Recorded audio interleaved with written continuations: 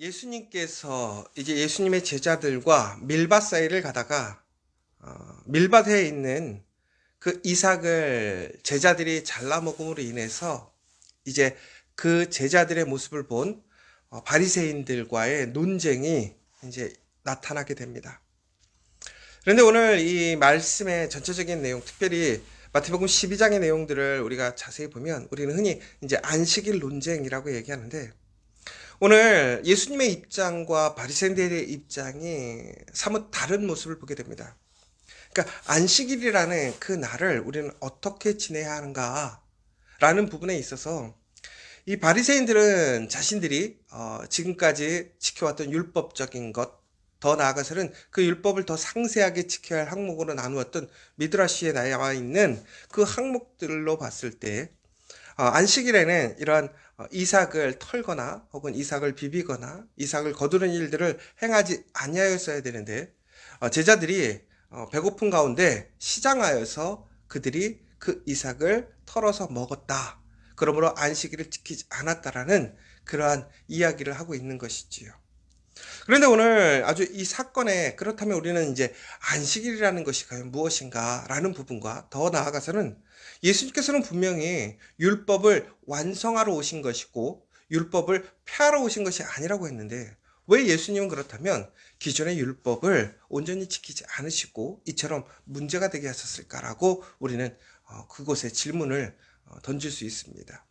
그런데 오늘 우리가 이 본문에 볼 때 가장 중요한 한 가지 사건이 있어요. 뭐냐면, 우리가 무엇인가를 바라보고 또 그것을 판단할 때에는 우리에겐 기준이 필요하다는 것이지요. 오늘 바리새인들에게 기준은 바로 율법입니다. 그런데 그 율법보다 상위에 있는 것이 무엇이냐? 바로 하나님이신 것이지요. 그런데 오늘 이 바리새인들은 하나님을 알지 못하고 하나님을 보지 못하기 때문에 그들이 아는 하나님이 주신 그 말씀을 기초로 한 율법이 그들의 삶의 기준이고 기초가 되는 것입니다. 그런데 오늘 예수님은 누구십니까? 바로 하나님의 아들 하나님이십니다. 그러므로 이 삶을 살아가는 이 세상에서의 기준은 우리가 무엇인가 세상에서의 기준, 중심을 찾는 것이 아니라 예수님 자체가 기준인 것이죠. 그러니까 이것이 시작부터 매우 다른 거예요. 예수님이 중심이고 예수님이 시작이라는 그 관점과, 또 그들은 하나님을 온전히 보지 못하고 알지 못하기 때문에 하나님이 주신 그 말씀을 통해서 그들이 불완전하지만 그들에게 주어진 것을 가지고 기준을 삼는 것, 그러니까 당연히 마찰과 해석이 다를 수밖에 없다라는 거예요. 그런데 오늘 핵심은 이거였어요. 예수님은 바로 그 모든 것의 주인이시고 중심이라는 사실이에요. 그런데 바리새인들은 오늘 그 사실, 예수님을 인정하지 않기 때문에, 예수님이 누구인지 모르기 때문에 그 중심을 예수님께 맞출 수가 없는 것이고, 예수님의 모든 행위들을 우리는 이해할 수 없게 되었다라는 사실인 것이죠.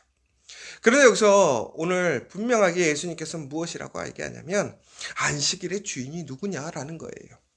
여러분, 우리가 안식일, 우리가 주일 그럽니다. 누가 주인입니까? 하나님이 주인이시라는 거죠. 결국에는 하나님이 기뻐하시는 모습, 하나님이 원하시는 모습으로 우리는 안식일을 우리는 가져야 한다는 거예요. 그런데 오늘 이들은 온전히 알지 못했어요. 바리새인들은 온전히 깨닫지 못했다는 것이지요. 특별히 오늘 제자들의 그 상태를 보자면요, 제자들은 시장했다라고 나오는데 이것이 한 끼 정도를 굶은 것이 아니라 오랫동안 먹지 못해서 아주 극심한 굶주림의 상태를 이야기하고 있습니다. 그러니까 이 제자들이 예수님을 따라가면서 너무나 바쁜 일정과 또 여러 가지 상황들로 인해서 한동안 음식을 먹지 못하여 기력이 쇠진한 거예요.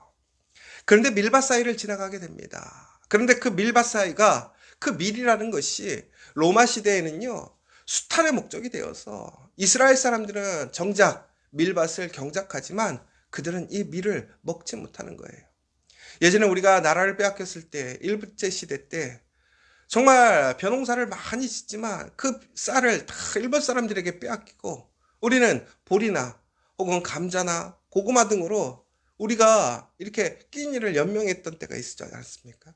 마찬가지예요. 이스라엘 사람들도 자신들이 풍성하게 곡식을 거둘 때가 되었는데도 불구하고 그것을 스스로가 먹지 못했어요. 그러므로 그들이 이 음식을 어떻게 취했냐면 그들이 일하면서 노동을 할 때 잠시 그것들을 조금씩 띄어서 먹었던 거예요. 얼마나 안타까운 상황이에요. 그런데 오늘 예수님께서는 무엇이라고 얘기하냐면 오늘 그 안식일에 가장 중요한 것은 바로 안식일의 주인, 안식일에 누구와 함께 하느냐가 더 중요하다는 얘기가 있습니다. 특별히 오늘 예수님께서는 이런 얘기를 하는 거예요. 자비를 원하고 제사를 원하지 아니하노라. 결국은 안식일의 의미라는 것이 과연 무엇이냐? 결국은 예배의 의미는 무엇이냐?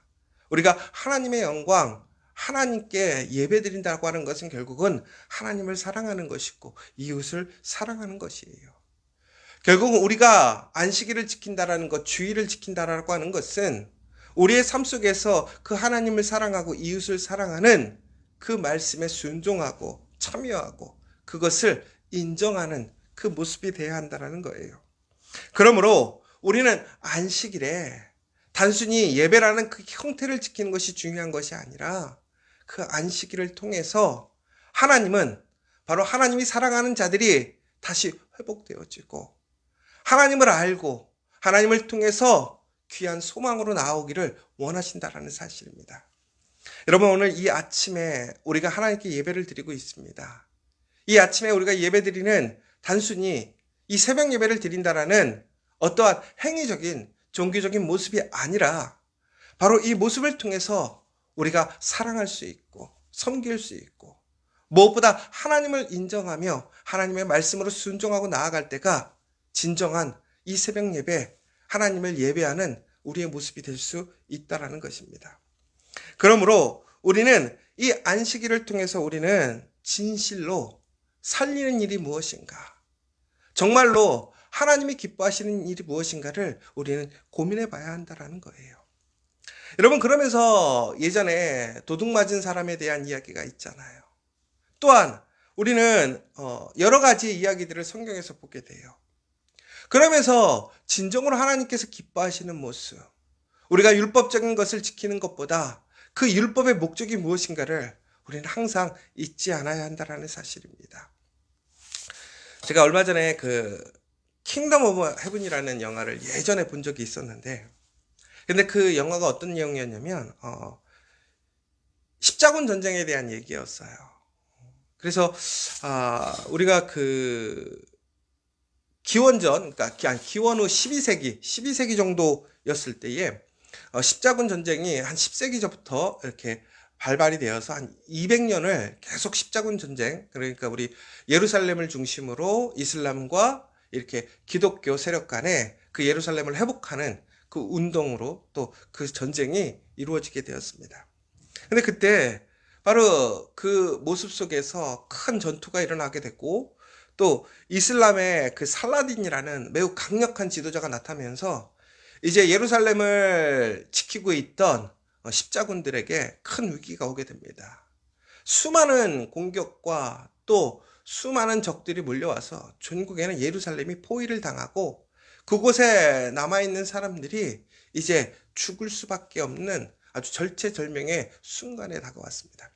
이 모습이 언제였냐면 바로 이스라엘 역사를 보자면 시드기야 때 예레미야가 예언했던 시드기야의 마지막 때의 모습과 비슷한 거예요. 바벨론이 그 주변을 둘러싸고 이제 예루살렘이 함락되기가 얼마 남지 않은 그 상황이었어요.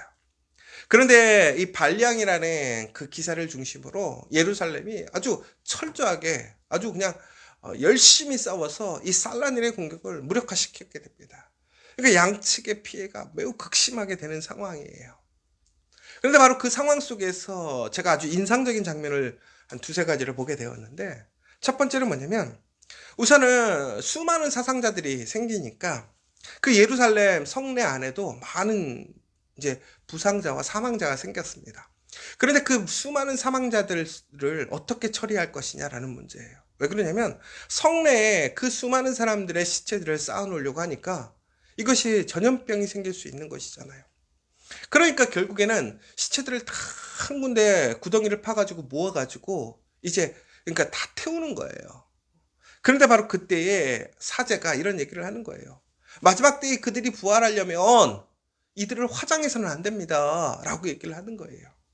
그런데 그때 이런 얘기를 합니다. 뭐라고 얘기하냐면 발리앙이 하나님께서 진정으로 우리 하나님이라면 이것을 이해하지 못하시지 않을 거라는 거예요.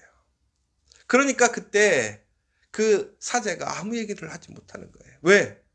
그 시신을 그대로 남겨놓으면 살아있는 사람들이 다 죽게 생긴 것이지요. 그러니까 이것이 종교적으로 봤을 때 그 시대에는 우리의 시체를 우리가 죽고 난 이후에는 화장을 하면 안 된다라는 그러한 믿음이 있었어요. 그러나 지금 우리는 그것은 올바른 믿음이라고 생각하지 않지요. 그러나 그 시대에는 사람들은 그렇게 믿었던 거예요. 그런데 그 전쟁의 참혹한 순간, 위기의 순간, 그 시체들을 둠으로 인해서 그 시체들의 마지막 날을 그것이 뿐만이 아니라 지금 살아있는 사람들이 아무도 살아있을 수 없게 되는 거예요. 딜레마에 빠진 거죠. 근데 그 발리앙이라는 사람은 이렇게 얘기하는 거예요. 하나님이 누구시냐라는 거예요. 하나님은 산 사람을 살리길 원하시는 거지 이 산 사람들이 죽기 원하시지 않는다고 생각하시는 거예요. 그러므로 하나님께서 이 모든 것들을 이해하겠다라고 얘기하는 것이지요. 또 한 가지가 이제 예루살렘의 그러한 치열한 전투 속에서 살라딘이 협상을 얘기해요. 뭐라고 그러냐면 이제 너희가 예루살렘을 포기하고 나가면 내가 한 명도 죽이지 않고 너희들이 집으로 돌아갈 수 있도록 안전하게 귀향할 수 있도록 보장하겠다라는 거예요. 이미 승패는 무너졌어요. 발리앙과 그 예루살렘을 지키는 십자군은요. 이제 전국에는 목숨을 걸고 끝까지 항전하다 죽겠다라는 그 모습밖에 남지 않은 것이지요. 그러나 이 살라딘 이슬람의 세력들도 수많은 사람들이 죽으니까 너무나 피해가 큰 거예요. 비록 그들이 전쟁에 이겨서 예루살렘을 함락시킨다 해도 그들의 피해가 너무나 많아서 서로에게 좋지 못했던 것이지요. 근데 그때 발리앙과 살라딘은 약속합니다. 그리고 전국에는 전쟁이 끝나요. 발리앙은 예루살렘을 건네주고 이제 모든 사람들의 생명을 구원하고 그들의 집으로 보내주는 모습을 보게 됩니다. 그러면 여러분 여기서 그런 생각을 할 거잖아요. 그 200년의 싸움이 결국 예루살렘을 지키기 위한 것이었는데 그 예루살렘을 내어주는 것이 무슨 의미가 있는가라고 생각할 수 있을 거예요. 그런데 그 두 사람의 협상이 끝났을 때 양쪽에서 환호 소리가 넘치는 거예요. 슬퍼하는 사람들이 없었어요. 왜? 그곳에서는 죽음밖에 없었거든요. 그러나 그들이 휴전함으로 예루살렘 성을 넘겨줌으로 모두 양측에서 살아나게 되었던 거예요. 여러분, 우리가 여기서 되게 중요한 한 가지 사실이 있어요. 이 발리앙이라는 사람이 그 살라딘이라는 사람한테 이렇게 마지막으로 얘기하거든요. 예루살렘의 의미가 무엇입니까? 그랬더니 nothing 그러는 거예요. 아무것도 아니래요. 그런데 갑자기 가다가 돌아서면서 그런 거예요. 그러면서 다시 everything이라는 거예요. 아무것도 아니지만 전부라는 거예요. 여러분 마찬가지예요. 우리가 무엇인가 율법적으로 우리가 지키는 것들 아무것도 아닐 수도 있지만 전부일 수도 있습니다. 그러나 중요한 것은 그 핵심이 뭐냐라는 거예요. 저는 킹덤 오브 헤븐을 보면서도 또한 하나님께서 정말 원하셨던 것이 무엇이었을까? 예루살렘 성 자체를 지키는 것이 중요했을까? 아니면 그 모든 사람들이 화합하고 평화롭게 하나 되는 것을 꿈꿨을까? 바로 그 전쟁이 일어나기 전 그 예루살렘의 왕이었던 그 사람의 꿈이 뭐였냐면 모든 인종과 종족을 뛰어넘어 모두가 다 평화롭게 살아가는 그 예루살렘을 꿈꿨어요.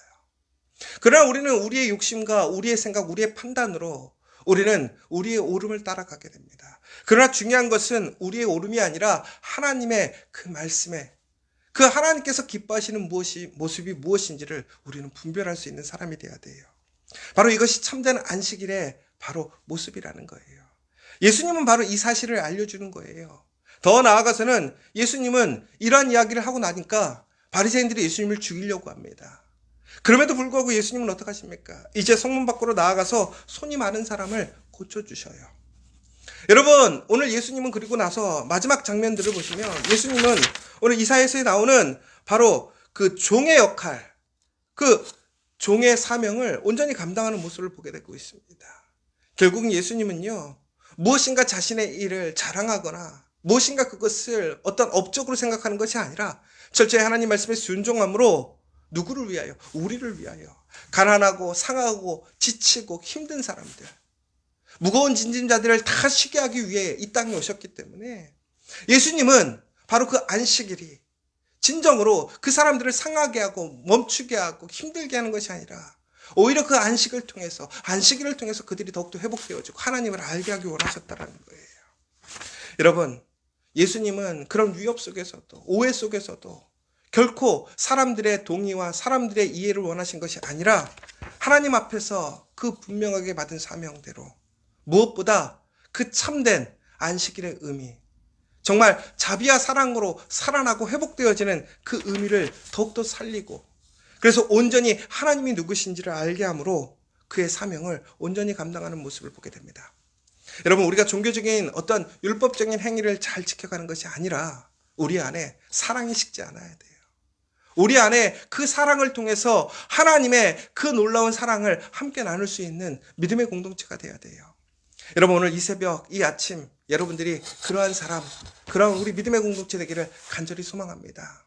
오늘 이 아침 다시 한번 간절히 기도해 주시고 특별히 오늘 이 아침에 정말 나의 기준, 나의 생각, 나의 판단으로 살아가는 것이 아니라 하나님의 사랑, 하나님의 말씀, 하나님의 공의와 정의를 통해서 흔들리지 않고 하나님이 기뻐하시는 그 하나님이 중심이 되는 삶으로 살아갈 수 있도록 함께 기도해 주시고 무엇보다 어떠한 순간에서도 나를 나타내고 내 생각대로 내 마음대로 가는 것이 아니라 철저히 하나님 말씀에 순종하고 끝까지 하나님 말씀대로 나아가는 그 믿음의 사람, 그 믿음의 신실한 증인이 될 수 있도록 함께 기도해 주시면 좋겠습니다.